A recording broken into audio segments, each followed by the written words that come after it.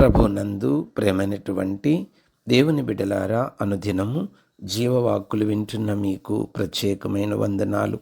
మనము గలతీ పత్రిక 5వ అధ్యాయం 1-12 వచనాల్లో క్రీస్తునందు స్వాతంత్ర్యం అన్న అంశంలో మనం 9వ వచనం వరకు పూర్తి చేసి ఈరోజు 10వ వచనానికి వచ్చాము. దయచేసి చదువుతున్నాను, వినండి. మీరెంత మాత్రం ఏరుగా ఆలోచింపరని ప్రభునందు మిమ్మను గూర్చి నేను రూఢిగా నమ్ముకొనుచున్నాను. మిమ్మును కలవరిపెట్టుచున్నవాడు ఎవడైనను వాడు తగిన శిక్షను భరించును.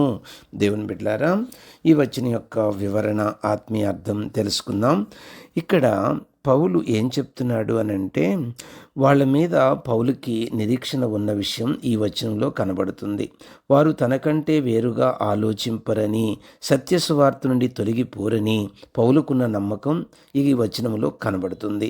కలవరి పెడుతున్న అబద్ధ బోధకులు తగిన శిక్ష భరిస్తారని, అంటే దేవుడు అలాంటి వాళ్ళను వదిలిపెట్టక శిక్షిస్తాడని పౌలు వారికి జ్ఞాపకం చేస్తున్నాడు. దేవుని బిడ్డలారా, ఎవరైనా వైదొలిగిపోతే దేవునిలో నుంచి వాళ్ళ మీద మన నిరీక్షణ పౌల్లా నిలుపుకొని వాళ్ళు మళ్ళీ తిరిగి వస్తారని, సత్యములో నిలుస్తారని వారి విషయములో నిరీక్షిస్తూ వారిని సత్య మార్గములు నడిపించడానికి మన వంతు, మన సహకారాన్ని అందిస్తూ వారు మార్గం నుంచి తొలగిపోతే మళ్ళీ క్రీస్తు మార్గంలోనికి నడిపించే ప్రయత్నం చేయాలే తప్ప ఇంకా వాళ్ళు పతనమయ్యేలా మన భాష, మన యొక్క ప్రవర్తన ఉండకూడదని, వారిని బలపరిచే చేయూతనిచ్చే వారంగా ఉండాలని నేటి పాఠములోని సారాంశం. ఆ విధంగా బలహీనను బలపరుస్తూ, మార్గం తప్పిన వారిని మార్గంలో నడిపిస్తూ, వారి కోసం ప్రార్థిస్తూ, నిరీక్షణతో వారు మళ్ళీ ప్రభులోకి వస్తారని ఎదురు చూస్తూ ముందుకు సాగిపోయే కృప ఆత్మదేవుడు ఇప్పుడే మనందరికీ దయచేసి